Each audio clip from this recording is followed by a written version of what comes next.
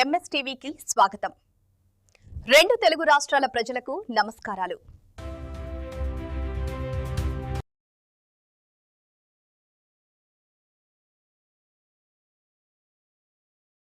Welcome to MS media. ఈరోజు రాజా నగరం వచ్చాము, బుట్టాయిగూడెము, ఆంధ్రప్రదేశ్. ఇక్కడ జడ్పీటీసీగా గెలిచినటువంటి ముడియం రామ తులసిమ్మ గారు, దుర్గా ప్రసాద్ గారండి, మీ పేరు? దుర్గారావు గారిని కలవడానికి వచ్చాము. నమస్తే మేడం. నమస్తే అమ్మా. చెప్పండి అమ్మా, మీకు మరి వైఎస్ఆర్ కాంగ్రెస్ తరఫున టికెట్ ఇచ్చినందుకు, గెలిచినందుకు మీరు ఎలా ఫీల్ అవుతున్నారు? అదేవిధంగా ఇప్పటి వరకు ఎటువంటి అభివృద్ధి కార్యక్రమాలు చేశారు? ఎంఎస్ మీడియా వారికి నా నమస్కారాలండి. అలాగే నాకు ఈ వైఎస్ఆర్ పార్టీ తరఫున టికెట్ ఇచ్చినందుకు మా ఎమ్మెల్యే గారికి ముఖ్యంగా నా ప్రత్యేక ధన్యవాదాలు తెలియజేసుకుంటున్నాను. అలాగే నన్ను నన్ను గెలిపించినందుకు ఈ మండల ప్రజలందరికీ నా యొక్క నమస్కారాలు, అలాగే కృతజ్ఞతలు కూడా తెలియజేస్తున్నానండి. ఓకే మేడం, ఓకే, గెలిచారు కదా. మరి గెలిచిన తర్వాత ఈ యొక్క మండలానికి ఎటువంటి అభివృద్ధి సంక్షేమ కార్యక్రమాలు అందించారు? మా హయాంలో జరిగిన కార్యక్రమాలు ముఖ్యంగా సీసీ రోడ్లు, ప్రతి గ్రామానికి డ్రైనేజీలు, మరియు మారుమూల ప్రాంతానికి కూడా విద్యుత్ సరఫరా. అలాగే మనకి ఇంతకుముందు పూర్వకాలంలో అయితే వైద్యానికి ఇక్కడి నుంచి బుట్టాయిగూడెం మారుమూల ప్రాంతాల్లో ఉన్నాయి కదండి, అక్కడ రోడ్డు సౌకర్యం కూడా లేదు. అలాంటి చోట కూడా రోడ్లు వేసి సీసీ రోడ్లు కూడా వేసాము. అలాగే మనకి అక్కడి నుంచి రావడానికి గర్భిణీలు కానీ వృద్ధులు కానీ రావడానికి చాలా ఇబ్బంది పడేవాళ్ళు. అలాంటి చోటకి మనము 108 అంబులెన్సులు పంపించి, అలాగే ఇంటికి వైద్యులు డాక్టర్స్ని కూడా పంపించి ఫ్యామిలీ డాక్టర్ కాన్సెప్ట్ కూడా పెట్టి, మన జగన్ గారు ఫ్యామిలీ డాక్టర్ కాన్సెప్ట్ పెట్టి ఆ వైద్యులు వాళ్ళ దగ్గరికి వైద్యులను పంపించి వారికి కావలసిన మందులు కానివ్వండి, వాళ్ళకి కావలసిన పరీక్షలు చేయించి వాళ్ళకి అన్ని రకాల సదుపాయాలు కల్పించామండి ఆరోగ్యపరంగా చూసుకుంటే. అలాగే మనకి ఏజెన్సీ ప్రాంతాల్లో ముఖ్యంగా పోషకాహార లోపం ఒకటి ఉందండి. దానివల్ల ఈ 5 గ్రామాలు వేలేపాడు, కుక్కునూరు, బుట్టాయిగూడెము అంగన్వాడీ పోషణ ప్లస్ అని ప్రత్యేకంగా ఈ 5 మండలాలకు ఇవ్వడం జరిగింది. ఎందుకంటే ప్లేన్ ఏరియాల్లో ఇలాంటి అది తక్కువగా ఉంది, కానీ ఇక్కడ పోషక లోపాల వల్ల ఈ పోషక ఎక్కువ అందించాలి అనే కారణం చేత పోషక ప్లస్ అనేది ఇవ్వడం జరిగింది. అలాగే మనకి నేను ఈ స్టాండర్డ్ కమిటీలో ఐదో కమిటీలో మెంబర్గా ఉన్నానండి, ఐదో చైర్మన్. అయితే ఈ అంగన్వాడీ గురించి ఎందుకు ప్రత్యేకంగా చెప్తున్నానంటే, మనకి ఇక్కడ అంగన్వాడీ పిల్లలు చాలామంది వెళ్ళడం తక్కువ అండి. ఈ కొండవెడ్లు ఇలా లోపలికి ఉన్న ప్రాంతాల నుంచి రావడం చాలా తక్కువ. కానీ వాళ్ళు ఈ అంగన్వాడీ టీచర్స్ కానివ్వండి, ఈ ఆరోగ్య నర్సులు కానివ్వండి, వెళ్ళి ప్రత్యేకంగా వాళ్ళకి చెప్పడము, వాళ్ళతో పాటు మేము కూడా వెళ్ళి, నేను కానివ్వండి, ఎంపీటీసీ గారు కానివ్వండి, సర్పంచ్ గారు కానివ్వండి, ఇలా సమస్య ఉంది అంటే ప్రత్యేకంగా వెళ్ళి వాళ్ళకి ఆరోగ్యం పైన కానివ్వండి, ఈ చదువులు అంటే మిడిల్లో డ్రాప్ అవుట్ అయిన వాళ్ళు ఉన్నారండి, అలాంటి వాళ్ళని మళ్ళీ స్టడీకి పంపించడము, ప్రత్యేకంగా మేమే శ్రద్ధ చూపించి వాళ్ళకి ఏ విధంగా అంటే వాళ్ళకి ఏమేమి అవసరం ఉన్నాయో అవి దగ్గర ఉండి కొనిచ్చి మేమే తీసుకెళ్ళి హెచ్ఎం గారికి హ్యాండ్ ఓవర్ చేయడము. అలాగా ఒక 4 పిల్లలను చేసామండి. వాళ్ళు ఇప్పుడు 10th క్లాస్ వచ్చిందండి ఒక అమ్మాయి. వాళ్ళు కూడా వాని అమ్మాయిని దగ్గర ఉండి ఆ టీచర్స్ కూడా బాగా చదివించి ఇప్పుడు బాగా చదువుతుందండి అని చెప్తుంటారు. చాలా మాకు కూడా సంతోషంగా ఉంది, ఎందుకంటే డ్రాప్ అయిన పిల్లల్ని అలా చదివించడం అంటే చాలా, అందుకని మాకు కూడా చాలా సంతోషంగా ఉంది. కనిపించినప్పుడల్లా అక్క మేము చదువుతున్నామని వాళ్ళు చెప్పడము, అలాంటివే కదండి మనకి. డబ్బు కంటే ముందు మనకి ఇలాంటి వాటి వల్లే మనకి మనస్తృప్తిగా ఉంటుంది, కాబట్టి చేసుకుంటే బాగుంటుంది. ఇంకా మీ మండలం కానీ మీ గ్రామంలో ఏమైనా దుర్భరమైన పరిస్థితులు కానీ ఏమైనా క్రిటికల్ పరిస్థితులు ఏమైనా ఉన్నాయా? మా హయాంలో వైఎస్ జగన్ గారి హయాంలో జరిగిన అనేక కార్యక్రమాల్లో మాకు కొన్ని బిల్డింగ్లు కట్టకుండా ఆగిపోయి ఉన్నాయండి. అంటే ముఖ్యంగా మేమున్న పంచాయతీలోనే మాకు హెల్త్ సెంటర్ ఒకటి ఆగిపోయిందండి. కట్టేసారు పూర్తిగా? పూర్తిగా కట్టలేదండి, అంటే లాస్ట్ స్టేజ్ వచ్చేటప్పటికే ఆగిపోయింది. అలాగే మండలంలో కూడా కొన్ని చోట్ల సచివాలయాలు కానివ్వండి, హెల్త్ సెంటర్స్ కొన్ని చోట్ల, రైతు భరోసాలు, అంగన్వాడీ బిల్డింగ్స్. ఇప్పుడు నాగన్గూడెం ఉందండి, అక్కడ అంగన్వాడీ బిల్డింగ్ శాంక్షన్ అయ్యిందండి, అది కూడా సెకండ్లో ఆగిపోయి ఉంది. కమ్యూనిటీ దాన్ని కొనసాగించాలి, నెక్స్ట్ ప్రభుత్వం దాన్ని కొనసాగించలేదా? కొనసాగించలేదండి. ఇప్పటికి కావాలంటే ఇది చూపిస్తామండి మీకు, ఫోటోస్, విజువల్స్. అలాగే వాటర్ ట్యాంకులు అయ్యి కొన్ని చోట్ల కట్టిన పూర్తి అయిపోయి కూడా ఓపెనింగ్కి వచ్చి ఎందుకో చేయట్లేదండి. ఓపెనింగ్ మనకి వేసవకాలం కదా, ప్రజలు నీటి వల్ల ఇబ్బంది పడుతున్నారు, వాటర్ ట్యాంకులు ఓపెన్ చేస్తే బాగుంటుంది అనేసి అధికారులకి చెప్పడం జరిగింది. కానీ వాళ్ళు వచ్చి టైం తీసుకుంటున్నాం మేడం, లేకపోతే అపాయింట్మెంట్లు దొరకట్లేదు అనేసి చెప్తున్నారు. మరి ఇది ఏంటో కారణం మాకైతే తెలియదు, కానీ ఈ వేసవకాలం ఓపెన్ చేస్తే బాగుంటుంది. మనకు కూడా నీరు ఏది ఉన్నా లేకపోయినా ముఖ్యంగా నీరు ఉండాలి కాబట్టి నీళ్ళతోటి ఏదైనా జరుగుతుంది కాబట్టి. అలాగే మనకి ఈ మండలాలలో ఏదైనా వ్యవస ఆధారిత పంటలే జరుగుతున్నాయండి. అలాగే మనకి బోర్లు కూడా, బోర్లు ఇస్తే రెండో పంట కూడా వేయడానికి ఎన్ని పంటలు పడుతుంది మీ ఆదివాసీ ఇక్కడ జేజెన్సీ ప్రాంతంలో? ఎన్ని పంటలు పండిస్తున్నారు మీరు?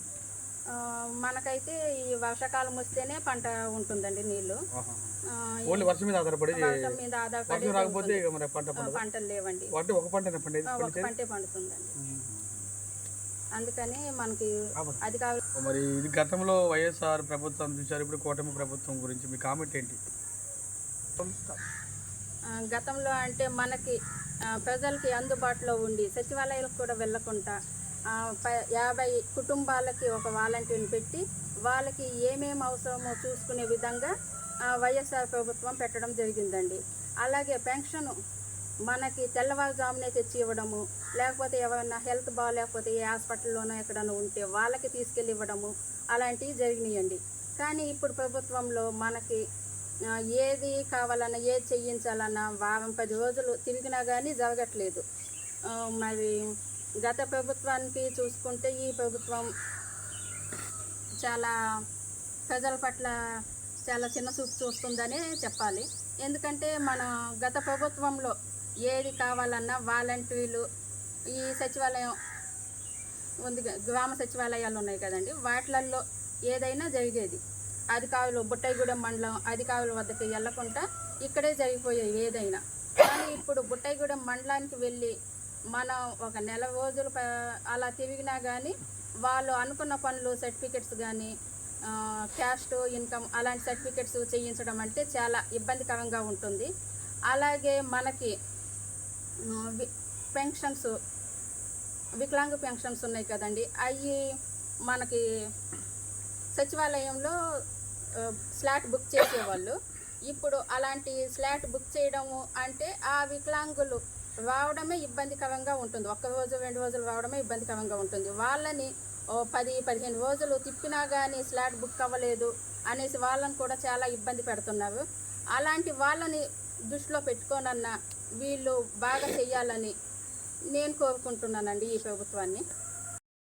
ఫాదర్ గారు, మరి మీ పేరండి? దుర్గారావు గారితో కొన్ని విషయాలు మాట్లాడదాం. నమస్తే సార్, చెప్పండి సార్, గతంలో మీరు ఏం చేసేవారు?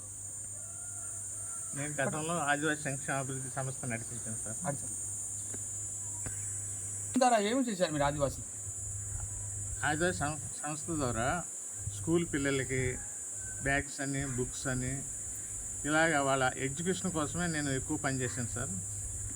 మన మండలంలో ఉన్న స్కూల్స్కి 10th క్లాస్ పిల్లలకు కూడా చేశాను కొంతకాలం. ఇదే విధంగా నేను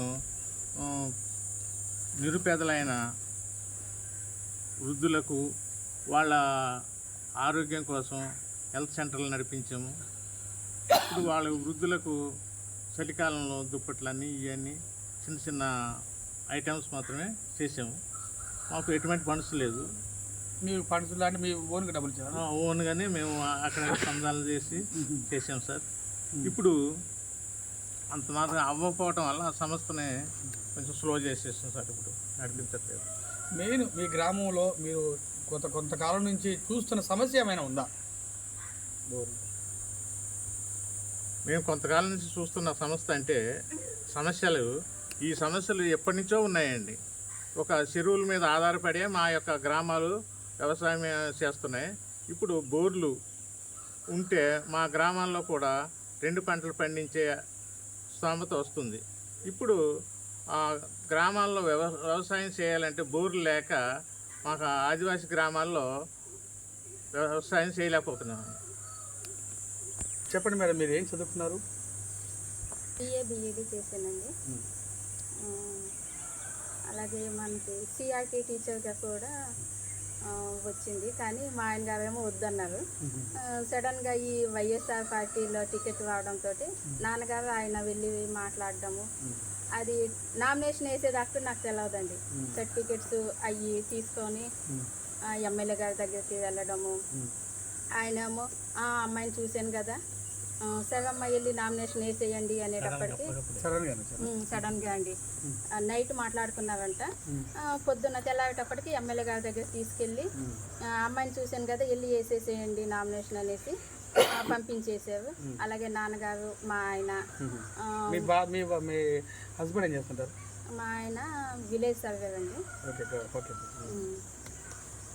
పంచాయతీలో నాయకులు ఉన్నారండి, వాళ్ళు మళ్ళీ మండల నాయకులు వీళ్ళంతా కలిసి కొత్త అమ్మాయి కదా, ఎలా ఉంటుందో ఏంటో, చిన్నగా ఉంది అమ్మాయి అనేసి వాళ్ళు కూడా అనుకున్నారు. అనుకొని తీసుకెళ్ళి నామినేషన్ వేసారండి. వేసిన తర్వాత మన ఎలక్షన్ వచ్చింది. 10,000 పైన. Congratulations madam. అంటే ఇప్పుడు ఇంత మెజారిటీ రావడం ఈ మండలంలో ఇదే ఫస్ట్ అనుకుంటా. కంగ్రాచులేషన్స్. ఈ అమ్మాయి కొత్త అమ్మాయి కదా, ఇన్ని వేల ఓట్లతో గెలవడం అంటే పర్వాలేదు అనుకున్నారు. చెప్పండి మేడం, మళ్ళీ నెక్స్ట్ తిరిగి వైఎస్ఆర్ ప్రభుత్వం 2029లో వస్తాను అనుకుంటున్నారా? కంపల్సరీగా వైఎస్ఆర్ పార్టీ వస్తుందండి. ఎందుకంటే ఇప్పుడు ప్రభుత్వం చూసేవు, గత ప్రభుత్వము 5 సంవత్సరాలు ముందు ఎలా చేసింది అనేది కూడా చూసేవు. కాబట్టి ఇప్పటికే చాలా మట్టికి కూటమి ప్రభుత్వం మీద వ్యతిరేకత వచ్చేసింది. కాబట్టి వైఎస్ఆర్ పార్టీ వస్తుందని ఖచ్చితంగా నమ్ముతున్నానండి. ఇప్పటి వరకు రామ తులసి గారు, జడ్పీటీసీ గారు అనేక విషయాలు తెలియపరిచారు. ఆమె చదువుకున్న విద్యార్థి, మరి అనేక సేవ చేయాలని ఈ యొక్క గ్రామానికి మరి మండలానికి కూడా వెన్ను తెచ్చారు. ఆమె పేరు కూడా చుట్టుపక్కల కూడా చాలామంది కూడా మంచి గుడ్ పొలిటికల్ లీడర్ అని చెప్తున్నారు. ఇంకా భవిష్యత్తులో కూడా అనేక పదవులు చేపట్టాలని, ఈ యొక్క మండల స్థాయిలో, జిల్లా స్థాయిలో కూడా అభివృద్ధి వెళ్ళాలని మా ఎంఎస్ టీవీ ద్వారా కోరుకుంటున్నాం. అదేవిధంగా వాళ్ళ ఫాదర్ గారు ఆదివాసీ మరి సంస్థలో ఎన్నో సంక్షేమ కార్యక్రమాలు చేసినటువంటి వ్యక్తి. ఇటువంటి గుడ్ ఫ్యామిలీ మరి జడ్పీటీసీ గారు ఇంకా వెదగాలని, మరి అనేక పదవులు చేపట్టాలని, ఇంకా మున్ముందు ఇంకా జిల్లా స్థాయిలో కూడా ఆమె అధికార నాయకత్వం ఉండాలని మేము ఎంఎస్ మీడియా ద్వారా కోరుకుంటున్నాం. Thank you very much. MS media, ప్రతి చోట ప్రజల మాట.